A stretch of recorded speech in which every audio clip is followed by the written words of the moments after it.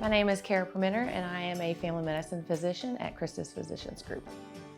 I grew up actually close to here, about 2 hours south of here, small town.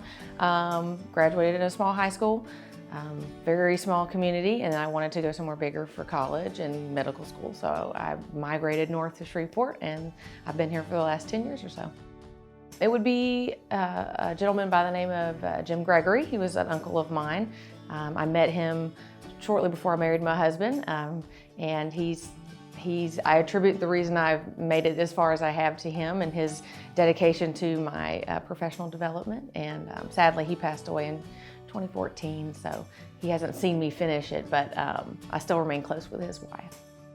A lot of my family has been in and out of hospitals, not, typical Southern family, didn't eat the best and take the best care of themselves.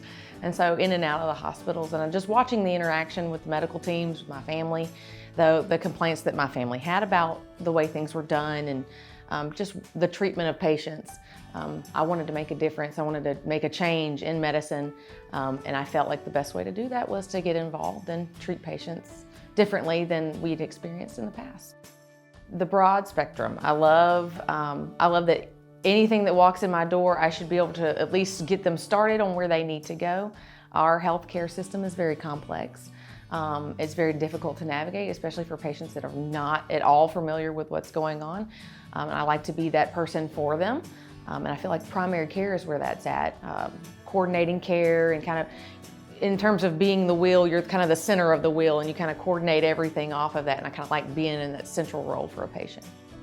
Philosophy on patient care includes, a compassionate, patient-centered approach to medicine. I want the patients to be actively involved in their care, making goals for themselves, and me just kind of being their cheerleader in the background. I think that's a big part of it, motivating them to take care of themselves.